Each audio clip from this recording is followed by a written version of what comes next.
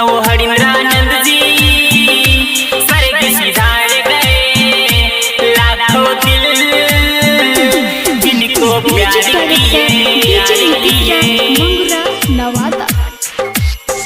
वो हरिंद्रानंद जी स्वर्ग सिधार गए। शिव भक्ति में जिसने सारी जिंदगी है बिताया, भक्ति करने की चाहत घर घर में जिसने जगाया, वो हरिंद्रानंद जी स्वर्ग सिधार गए। लाखों दिल जिनको प्यार किए, वो हरिंद्रानंद जी स्वर्ग सिधार गए। लाखों दिल जिनको प्यार किए। शिव भक्ति में जिसने सारी जिंदगी है बिताया, भक्ति करने की चाहत घर घर में जिसने जगाया, वो हरिंद्रानंद जी स्वर्ग सिधार गए। लाखों दिल जिनको प्यार किए, वो हरिंद्रानंद जी स्वर्ग सिधार गए। लाखों दिल जिनको प्यार किए,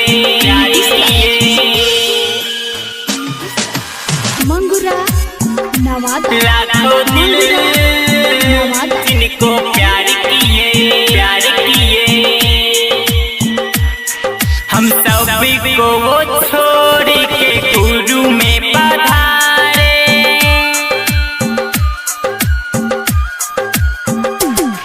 हम सब को वो छोड़ के गुरु में पधारे। यादें उनके सदा रहेगी जब तक चांद तारे। उस नीच का भेद मिटाया, एक स्वस्थ समाज बनाया, भक्ति से वंचित लोगों को गुरु शरण में बुलाया। वो हरिंद्रानंद जी स्वर्ग सिधार गए। लाखों दिल जिनको प्यार किए, वो हरिंद्रानंद जी स्वर्ग सिधार गए। लाखों दिल जिनको प्यार किए, वो हरिंद्रानंद जी स्वर्ग सिधार गए। लाखों दिल जिनको प्यार किए।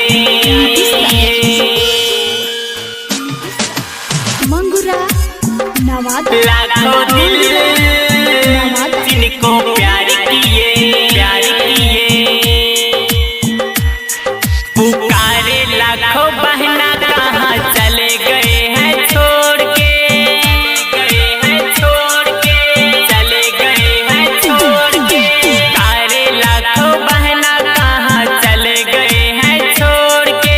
राइटर रोशन विकास नमन करे हाथ जोड़ के। तीन सुस्का वो है दाता, शिव चर्चा का निर्माता, भाई बहन का सबसे जिसने जोड़ा नाता। वो हरिंद्रानंद जी स्वर्ग सिधार गए। लाखों दिल जिनको प्यार किए, वो हरिंद्रानंद